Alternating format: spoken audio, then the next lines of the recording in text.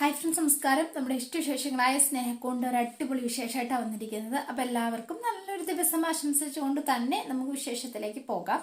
അപ്പം തുടങ്ങുമ്പോൾ തന്നെ കാണുന്നത് നമ്മുടെ സേതുവും പല്ലവിയും കൂടി രജിസ്റ്റർ ഓഫീസിലേക്ക് എത്തിയിരിക്കുകയാണ്. എടാ ശരവണ, ഞങ്ങൾ എത്തി എന്ന് പറഞ്ഞു. കയറി വാ എൻ്റെ സേതു അണ്ണ, ഞാൻ ഇവിടെ തന്നെ ഉണ്ട് എന്ന് പറഞ്ഞു. അപ്പം ഇവർ രണ്ടുപേരും അകത്തേക്ക് കയറി ചെല്ലുമ്പോൾ നമ്മുടെ പാറുവിൻ്റെയും വിശ്വത്തിൻ്റെയും ഫോട്ടോ ഇങ്ങനെ പരസ്യത്തിലിടാൻ വേണ്ടിയിട്ട് അത് ഒട്ടിച്ചുകൊണ്ടിരിക്കുകയാണ് ശരവണൻ. എടാ ശരവണ എന്ന് വിളിച്ചു. എന്റെ അണ്ണ, മുന്നാധാരം കാണാനില്ലെങ്കിൽ ഈ ശരവണനെ ഒന്ന് വിളിച്ചാൽ മാത്രം പോരായിരുന്നോ എന്ന് ചോദിച്ചോ. അപ്പൊ പോക്കറ്റിൽ നിന്ന് കുറച്ച് പൈസ എടുത്ത് നമ്മുടെ ശരവണ്ണ വെച്ച് കൊടുക്കാണ്. എന്താ അണ്ണ ഇത്? അണ്ണന്റെ കയ്യിൽ നിന്ന് കാശ് വാങ്ങാൻ മാത്രം അത്ര നാറിയൊന്നും അല്ല ഈ ശരവണൻ. അതെ, ദൈവത്തിനുള്ളത് ദൈവത്തിന്, ശരവണ്ണനുള്ളത് ശരവണ്ണൻ. അതങ്ങനെ തന്നെയാ ചേച്ചി. ഞങ്ങള് ഭയങ്കര കമ്പനിയാട്ടോ. അതൊക്കെ ഒരു കാലം അല്ലെന്നാ. എടാ, ഇത് എത്ര ദിവസം വേണ്ടി വരും? ആധാരത്തിന്റെ കോപ്പി ഞാൻ പെട്ടെന്ന് തരാം. അതല്ല, ലീഗൽ ഹയർഷിപ്പ് എടുക്കേണ്ടി വരും. ഭൂമി ഇതുവരെ അണ്ണന്റെ പേരിലേക്ക് പോക്കുവരവ് ചെയ്തിട്ടില്ലല്ലോ. അതെന്തോത്? എന്റെ അണ്ണ, ഭൂമിയുടെ ഉടമസ്ഥാവകാശം നമ്മളാണ് എന്ന് തെളിയിക്കുന്ന രേഖയാത്. ചേച്ചിക്കറിയാലോ അത് എന്ന് പറഞ്ഞു. ആ പിന്നെ ഞാൻ ആ നോട്ടീസ് ഒന്ന് ഒട്ടിക്കട്ടെ.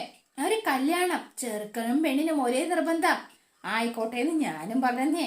നല്ല പടക്കണ നോട്ട് തന്നാ നമുക്കിപ്പോ എന്താണ് പ്രശ്നം?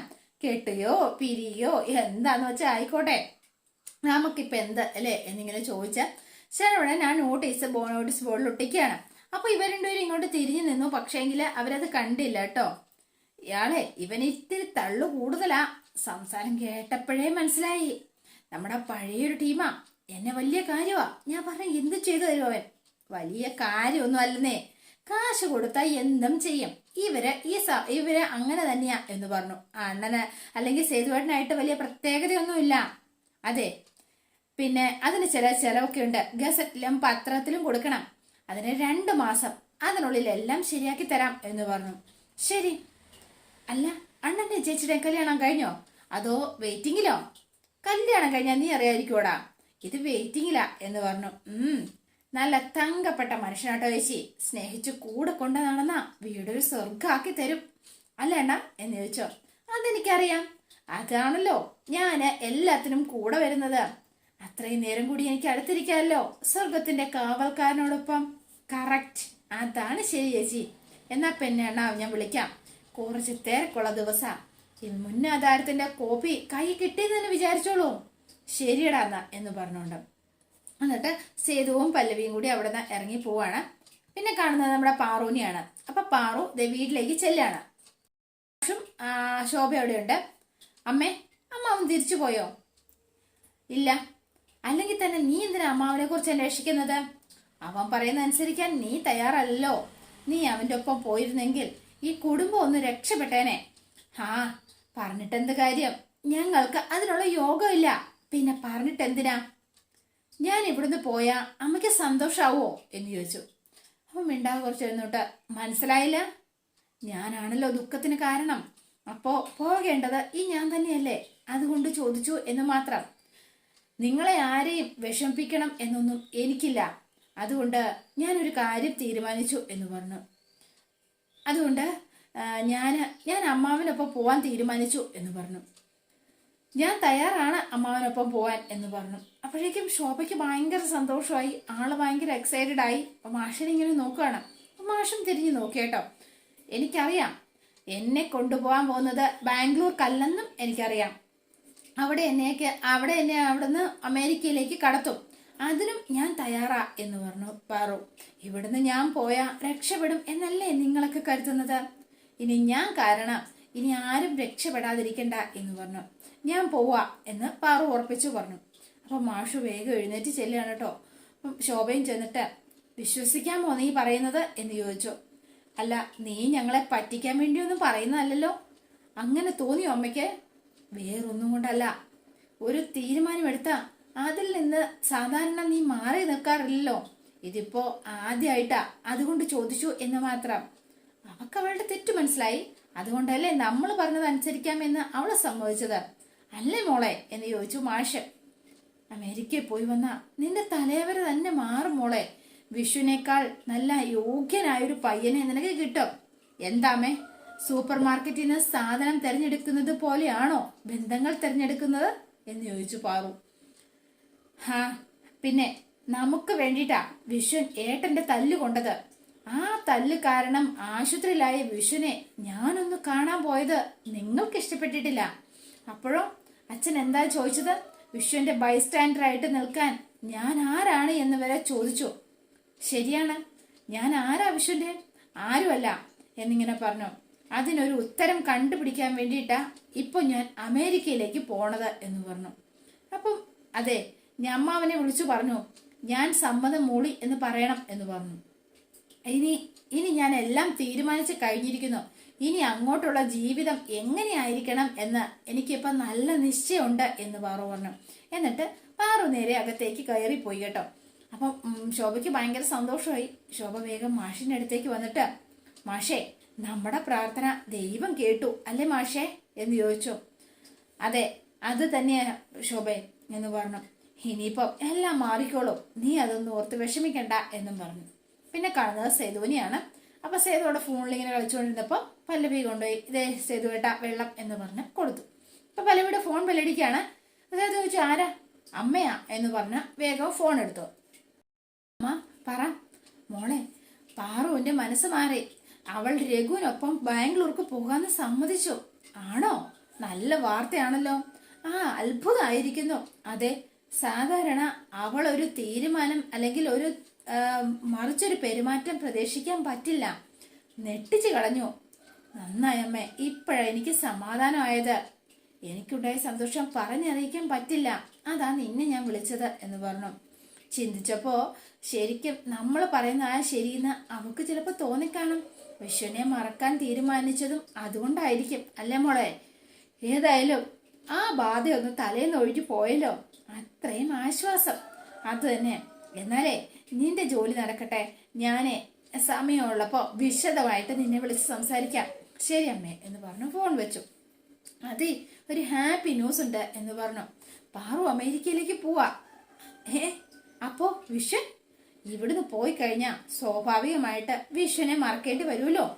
അതിന് അവള് സമ്മതിച്ചോ എന്ന് ചോദിച്ചു. അല്ല, വിശ്വനല്ലാതെ വേറെ ആരെയും സ്വന്തം ജീവിതത്തിൽ ഉണ്ടാവില്ല എന്നൊക്കെ പറഞ്ഞിട്ട് ഒരാഴ്ചയിലേ ആയുള്ളൂ. ഇത്ര പെട്ടെന്ന് അത് ഒഴിവായോ? ചിന്തിച്ചു നോക്കിയപ്പോ വിശ്വനേക്കാൾ നല്ലത് അമേരിക്ക എന്ന് അവക്ക് ചിലപ്പോ തോന്നിക്കാണുമായിരിക്കും. എന്നാലും അപ്പൊ കുറെ നേരം നിന്നിട്ട് സേതുവിനൊരു ഒരു സംശയം ഞാൻ ചോദിക്കട്ടെ? ചോദിക്കാൻ. പാറുന്റെ സ്ഥാനത്ത് പല്ലവിയാണെന്നങ്ങ് വിചാരിക്കാം. ആ സമയത്ത് പല്ലവി എന്തായിരിക്കും സ്വീകരിക്കുക? അമേരിക്ക മതിയെന്നോ അതോ വിശ്വനെ മതിയെന്നോ തീരുമാനിക്കോ എന്ന് ചോദിച്ചോ. സംശയം എന്താ? വിശ്വനെ മതിയെന്ന് തന്നെ ഞാൻ തീരുമാനിക്കും. പക്ഷേ ഒരു കാര്യമുണ്ട്, ഒരു വ്യത്യാസമുണ്ട്. വിശ്വനെ മാത്രം മതി എന്ന് പറയുന്നതിന് മുൻപ് ഒരുപാട് ഞാൻ ചിന്തിക്കും. എന്താ കരുതിയിരിക്കുന്നത്? എന്റെ പിറകെ ആരും നടന്നിട്ടില്ല എന്നാണോ? ഒരുപാട് പേര് നടന്നിട്ടുണ്ട്. പക്ഷെ ആരുടെ മുന്നിൽ ഞാൻ വീണിട്ടില്ല. അത് നന്നായി. ആ ബുദ്ധി ഞാൻ വിശ്വന്റെ കാര്യത്തിലും കാണിക്കാം. അവളുടെ സ്ഥാനത്ത് ഞാനായിരുന്നെങ്കിൽ വിശ്വൻ എന്റെ ജീവിതത്തിന്റെ ഭാഗമാകാൻ ഞാൻ സമ്മതിക്കില്ല. പട്ടിക്ക് പുറത്ത് അത് തന്നെ ഞാൻ അവനെ നിർത്തിയേനെ. എന്തായാലും പാറുവിന് തെറ്റ് മനസ്സിലായല്ലോ, അത് തന്നെ ഭാഗ്യം. അതെ, അത് തന്നെയാ ഭാഗ്യം. അല്ലെങ്കിലും ഇന്ദ്രന്റെ അനിയനൊപ്പം ജീവിക്കേണ്ടി വരുന്നത് ചിന്തിക്ക പോലും പറ്റില്ല. എനിക്കാണെങ്കിൽ ആകെ ഷോക്കായിരുന്നു ഇത്രയും കാര്യം. കാർമേഘം ഒഴിഞ്ഞു, മാനം തെളിഞ്ഞു, അങ്ങനെ വേണം കരുതാൻ എന്ന് പറഞ്ഞു. ഇനി എനിക്ക് ഡിവോഴ്സ് കൂടെ കിട്ടിയ എല്ലാ കാര്യങ്ങളും നേരെയായി. അതെന്താണെങ്കിലും കിട്ടുമല്ലോ, അതധികം വൈകില്ല. അതിനു വേണ്ടി തന്നെയാ ഇനി നമ്മൾ കാത്തിരിക്കുന്നത് അല്ലേ സേതുട്ടാ എന്ന് ചോദിച്ചോട്ടെ വേഗം പല്ലവി അകത്തേക്ക് അങ്ങ് പോയി കേട്ടോ. അപ്പോൾ സേതു സ്വപ്നമൊക്കെ കണ്ട് ആളങ്ങനെ നിൽക്കുന്നു. കുറേ നേരം ഇരുന്നു കേട്ടോ. പിന്നെ നമ്മൾ കാണുന്നത് നമ്മുടെ ഇന്ദ്രനെയാണ്. അപ്പം ഇന്ദ്രൻ നമ്മുടെ രാജലക്ഷ്മി ഉണ്ട് കൂടെ. അവർ രണ്ടുപേരുടെ പുറത്തേക്ക് ഇറങ്ങിയിരിക്കുകയാണ് കേട്ടോ. അപ്പം വലിയ വിജനമായൊരു സ്ഥലത്ത് ഒരു പാറമടയുടെ സൈഡിൽ കൊണ്ടുപോയി വണ്ടിയൊക്കെ നിർത്തിയിട്ട് ഇന്ദ്രൻ അങ്ങ് ഇറങ്ങി പോവാ. ഡാ ഇന്ദ്ര, നീ എന്തിനാടാ ഇവിടെ കൊണ്ട് വണ്ടി നിർത്തിയത് എന്ന് ചോദിച്ചുകൊണ്ട് രാജലക്ഷ്മി പുറകെ ഇറങ്ങി ചെന്നു കേട്ടോ. അല്ല, എനിക്ക് കുറച്ച് കാര്യങ്ങൾ സംസാരിക്കാനുണ്ട്. അമ്മ ഫുൾ ടൈം മൂഡ് ഓഫ് ആണല്ലോ, എന്ത് പറ്റി? അതുകൊണ്ടൊന്ന് ചുറ്റിക്കറങ്ങി ഒന്ന് ഫ്രഷ് ആകാം എന്ന് വിചാരിച്ചു. നോക്കിക്കേ, നല്ല പ്രകൃതി രമണീയമായ സ്ഥലം. ഈ പാറമടയാണോ അവിടെ പ്രകൃതി രമണീയം? എൻ്റെ അമ്മയെ പോട്ടെ, എന്തു പറ്റി അത് പറ. നിനക്കറിയില്ല എനിക്ക് എന്തു പറ്റിയെന്ന് എന്ന് ചോദിച്ചു. എല്ലാം ഉണ്ടാക്കി വച്ചിട്ട് ഒന്നും അറിയാൻ വയ്യാത്തവനെ പോലെ പെരുമാറുന്നോ? ഞാൻ എന്തു ചെയ്തു എന്ന്? വിശ്വൻ ഇവിടെ നിന്ന് ഇറങ്ങിപ്പോവാൻ ആരാ കാരണം? നീയല്ലേ? അപ്പൊ എന്നോടവൻ ചെയ്തതോ? എന്നെ ചതിച്ചില്ലേ അവൻ എന്ന് ചോദിച്ചു. ചതിയുടെ ശിക്ഷ കൊടുക്കാൻ അറിയാഞ്ഞിട്ടൊന്നുമല്ല, കൂടപ്പറപ്പായി പോയി. ഇനി എന്താ, കൊല്ലുവോടാ? കൊല്ലുവോ? എന്നാ പോയി കൊല്ലടാ. അവനെ മാത്രമാക്കണ്ട, കൂടെ നീ എന്നെയും കൂടി അങ്ങ് കൊന്നേക്ക്. അപ്പോഴെങ്കിലും നിനക്ക് സമാധാനമാവട്ടെ. ഓഫ്, എന്താ ഇത് എന്ന് ചോദിച്ചു. നിങ്ങൾ എന്താ എന്റെ ഭാഗത്തുനിന്നൊന്നും ചിന്തിച്ചു നോക്കാത്തത്? എന്റെ അവസ്ഥ, എന്റെ രോഗം എന്റെ കുറ്റമാണോ? സമയത്ത് കണ്ടുപിടിച്ച് ചികിത്സിച്ചിരുന്നെങ്കിൽ എന്റെ അസുഖം ഭേദമായേനെ. ആരാത് ചെയ്യാൻ തരുന്നത്? ഞാൻ. ഇനി എന്നെ കുറ്റം പറഞ്ഞോ? ഇനി അത് മാത്രമല്ലേ ഉള്ളൂ. അല്ലെങ്കിലും അവസാന പഴി മുഴുവൻ കേൾക്കേണ്ടി വരുന്നത് ഞാൻ മാത്രമായിരിക്കുമെന്ന് എനിക്ക് നന്നായി അറിയാം. നീ ഒരു സത്യം മനസ്സിലാക്കിക്കോ. എന്ന് നീ മകനായി ജനിച്ചോ അന്ന് തുടങ്ങിയത് എന്റെ കഷ്ടകാലം എന്ന് പറഞ്ഞു. അപ്പൊ ഷോക്കായി പോയി ഇന്ദ്രന് കേട്ടോ. ഇങ്ങനെ പറയുന്നത് കേട്ടിട്ട് എനിക്കെന്റെ ഭർത്താവിനെ നഷ്ടപ്പെട്ടു. ഞാൻ ആഗ്രഹിച്ച മകനാകാൻ നിന്നെ കൊണ്ട് ഇതുവരെയും കഴിഞ്ഞിട്ടില്ല. വിശ്വനിലായിരുന്നു എന്റെ പ്രതീക്ഷ മുഴുവൻ. അപ്പോതേ അതും ഇങ്ങനെയാക്കി നീ. ഇപ്പൊ എന്താ, നീ ഒറ്റ ഒരുത്തനാ നമ്മുടെ വീട്ടിലെ സമാധാനം മുഴുവൻ കളയുന്നത് എന്ന് പറഞ്ഞു. അപ്പോഴേക്കും ഇന്ദ്രന്റെ സ്വഭാവവും രൂപവും ഒക്കെ മാറി ആളാകെ വയലന്റ് ആയ പോലെ ആയി കേട്ടോ. ഇപ്പൊ രാജലക്ഷ്മി ഒന്ന് പേടിച്ചു. കല്യാണം കഴിക്കണ്ടെന്ന് ഞാൻ എത്ര തവണ നിന്നോട് പറഞ്ഞതാ. അപ്പോഴും നിർബന്ധം നിനക്കായിരുന്നു. എന്നിട്ട് നാട്ടുകാരോട് മുഴുവൻ പറഞ്ഞു ഞാനാ നിർബന്ധിച്ചതെന്നാ. എന്നിട്ട് എന്ത് സംഭവിച്ചു? എടാ, നിന്റെ കുറവുകൾ നിനക്ക് ഒരിക്കലും നീ മനസ്സിലാക്കിയിട്ടില്ല. എന്നിട്ട് അതിനനുസരിച്ച് പെരുമാറാനോ അത് നീ പഠിച്ചിട്ടില്ല ഇന്ദ്ര. അത് നീ മനസ്സിലാക്ക. എനിക്ക് മനസ്സിലായമേ, അമ്മ പറഞ്ഞത് എന്താന്ന് എനിക്ക് മനസ്സിലായി എന്ന് പറഞ്ഞു. എല്ലാത്തിനും കാരണം ഈ ഞാൻ തന്നെയാ. അമ്മ പറഞ്ഞത് ശരി തന്നെയാ. നമ്മുടെ വീടിന്റെ ഭാഗ്യക്കേട് തന്നെയാ ഞാൻ എന്ന് പറഞ്ഞു. ആ ഭാഗ്യക്കേട് അതങ്ങ് അവസാനിപ്പിക്കട്ടെ എന്ന് ചോദിച്ചു. ഇതാ കണ്ടോ, ഇതിലേക്ക് ഞാൻ അങ്ങ് എടുത്തു ചാടാം എന്ന് പറഞ്ഞു. എന്റെ അമ്മേ, മരിക്കാൻ എനിക്ക് ഒരു പേടിയില്ല, ഒരു ഭയവും ഇല്ല കേട്ടോ.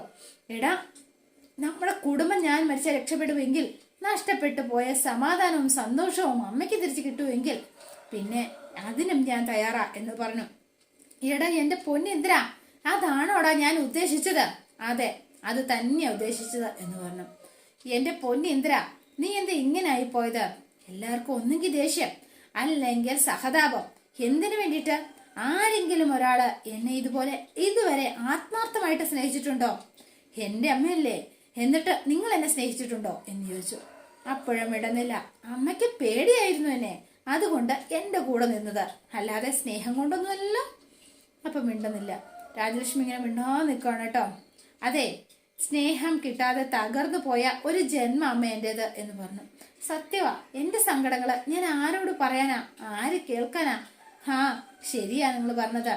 ഞാൻ തന്നെയാ എല്ലാത്തിനും കാരണക്കാര്. ഞാനാ കല്യാണത്തിന് നിർബന്ധിച്ചത്. എന്തിനു വേണ്ടിയാന്നറിയോ? അറിയില്ലല്ലോ. എനിക്ക് സ്നേഹിക്കാനും എന്നെ സ്നേഹിക്കാനും ഒരാളെ കിട്ടാൻ വേണ്ടിയിട്ട് മാത്രമായിരുന്നോ? എന്റെ ഭാര്യയായിട്ട് ജീവിക്കുന്ന ആളാവുമ്പോ എനിക്ക് സ്വന്തമായി സ്നേഹിക്കാൻ പറ്റൂലോ. എന്നിട്ട് കിട്ടിയോ? ഏതെങ്കിലും പാവപ്പെട്ട വീട്ടിലെ കുട്ടിയെ മതിയെന്നല്ലേ പറഞ്ഞത്? അമ്മയല്ലേ അത് പോരാ എന്ന് വാദിച്ചത്. എന്നിട്ടിപ്പൊ എന്തായി?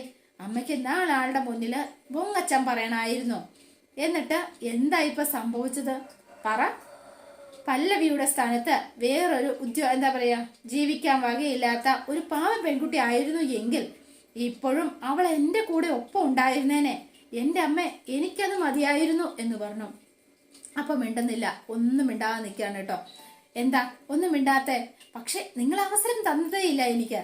എന്നിട്ട് കൂടെ പിറപ്പ് പോലും കോടതി കയറി ചതിച്ചപ്പോ അതും തെറ്റുകാരൻ ഈ ഞാൻ ഇന്ദ്രൻ. കൊള്ളാം, എല്ലാം നല്ലത് എന്ന് പറഞ്ഞു. എന്നിട്ട് ഇന്ദ്രൻ അടുത്തേക്ക് ചെന്നിട്ട്, ദേ ഒരു കാര്യം ഞാൻ പറഞ്ഞേക്കാം. നിങ്ങളടക്കമുള്ളവരാണ് ഈ ഇന്ദ്രജിത്തിനെ സൃഷ്ടിച്ചത്. തിരുത്തേണ്ട സമയത്ത് തിരുത്താതെ എന്നെ നശിപ്പിച്ചതും നിങ്ങൾ മാത്രം. അത് സത്യസന്ധമായ കാര്യമാണ്. ഇനി എനിക്ക് മാറാനൊന്നും പറ്റില്ല. അത് എങ്ങനെയാണോ ഇതുവരെ ഞാൻ ജീവിച്ചത്, ഇനി അങ്ങോട്ടും അങ്ങനെ തന്നെ ഞാൻ ജീവിക്കുള്ളൂ. അതിലൊരു മാറ്റവും പ്രതീക്ഷിക്കേണ്ട ആരും എന്ന് പറഞ്ഞു. അപ്പം ഇന്ദ്രൻ പറഞ്ഞു, പല ലക്ഷ്യങ്ങളുമുണ്ട് ഇന്ദ്രന്. അത് ഞാൻ നേടിയെടുക്കുക തന്നെ ചെയ്യും. അതിലൊരു സംശയം വേണ്ട. അതിന് തൽക്കാലം ആരും എതിര് നിൽക്കുമെന്നും വേണ്ട. നിന്നാലും അതിനൊന്നും ഈ ഇന്ദ്രൻ നിന്ന് തരില്ല എന്ന് പറഞ്ഞു. ഇന്ദ്രൻ വേഗം വണ്ടിയിലേക്ക് കയറി പോകാൻ തുടങ്ങുകയാണ്. അപ്പൊ രാജലക്ഷ്മി പുറകെ ചെന്നു കേട്ടോ. പിന്നെ കാണുന്നത് പൊന്നുമടത്തിലാണ്. സേതുവും പല്ലവിയും ബേബി ചേച്ചിയും സ്വാതിയും പൂർണിമയും ഒക്കെ ഉണ്ട്. അമ്മ ഇപ്പൊ വരും. സ്വാതി പോയി അച്ഛനെയും ഹരിയെയും വിളിച്ചോണ്ട് വന്നിരിക്കാണ്. എന്താ ഇവിടെ, എന്ത് പറ്റി? അപ്പൊ ഇവര് അന്താളിച്ചാണ് കേട്ടോ വരുന്നത് തന്നെ. മുഖത്തൊരു ഭീതിയൊക്കെ ഉണ്ട്. എന്താ, അന്വേഷിച്ചു എന്ന് പറഞ്ഞു? അന്വേഷിച്ചു എന്ന് പറഞ്ഞു. അതെ, അല്ല നൈറ്റി ബിസിനസ് തുടങ്ങി, അതിപ്പോ എങ്ങനെയാ പോന്നേന്ന് ഒന്നറിയണ്ടേ, അതിനാ ഒന്ന് വിളിപ്പിച്ചത്. ഓ കുഴപ്പമില്ല, അത്യാവശ്യം നന്നായി പോകുന്നുണ്ട്, സ്റ്റഡി ബിസിനസ് ഉണ്ട് എന്ന് പറഞ്ഞു. കുറച്ചുകൂടി ഇൻവെസ്റ്റ് ചെയ്ത ബിസിനസ് ഇനിയും കൂടും. അപ്പോ എന്ന് വെച്ചാ വരുമാനം കൂടും എന്നർത്ഥം. അതെ എന്ന് പറഞ്ഞു. ബാങ്കിലെ ലോണൊക്കെ കൃത്യമായിട്ട് അടിക്കുന്നില്ലേ എന്നോടെ സ്വാതി. ആ ഉവ്വ. ഇപ്പൊ ആള് വലിയ അപ്പനായി എന്നുള്ള മട്ടിൽ ഇങ്ങനെ നിൽക്കാണ് കേട്ടോ. അപ്പൊ പല്ലവി അവിടെ നിൽപ്പുണ്ട്. അല്ല എന്താ എല്ലാവരുടെയും മുഖത്ത് എന്തോ ഒരു വിചാരണ പോലെ തോന്നുന്നു, എന്തോ കാര്യമുണ്ടല്ലോ. പല്ലവി പറയും എന്ന് പറഞ്ഞു സേതു. അപ്പൊ വേഗം പല്ലവിയുടെ മുഖത്തേക്ക് നോക്കുക. ഒരു ഐഡിയ, ചെറിയ മെറ്റേണിറ്റി നൈറ്റുകൾ എന്ന് നിങ്ങൾ കേട്ടിട്ടുണ്ടോ എന്ന് പറഞ്ഞു. ഇല്ല എന്ന് പറഞ്ഞു. അപ്പൊ ഇവർക്കൊന്നും മനസ്സിലായില്ല കേട്ടോ. അപ്പം സ്ത്രീകൾ പ്രഗ്നന്റ് ആവുമ്പോഴും പ്രസവിക്കുന്ന സമയത്തും ഉപയോഗിക്കുന്ന നൈറ്റികളാ അത്. ആ നൈറ്റികൾ നമ്മുടെ നൈറ്റില് ഇപ്പോഴും അത്ര വ്യാപകമല്ല ഈ മെറ്റേണിറ്റി നൈറ്റിയുടെ ഉപയോഗം. അത് നമുക്കൊന്ന് ഇറക്കിയാലോ എന്ന് ചോദിച്ചു. അപ്പൊ ഇവർക്ക് ഭയങ്കര സന്തോഷമായി. പല്ലവി ഐഡിയ പറഞ്ഞപ്പോ തന്നെ കൊള്ളാമെന്ന് എനിക്ക് തോന്നി. അതാ നിങ്ങളെ ഒന്ന് വിളിപ്പിച്ചത്, സംസാരിക്കാന്ന് കരുതിയിട്ടാ. അപ്പൊ ഇവരിങ്ങനെ നോക്കി കേട്ടോ, എന്താ പറയണ്ടേ എന്നറിയില്ല. അല്ല നീ കാശിനെ കുറിച്ച് ഓർത്ത് തൽക്കാലം വിഷമിക്കണ്ട, കാശ് ഞാൻ തരാം എന്ന് പൂർണിമാമ പറഞ്ഞു.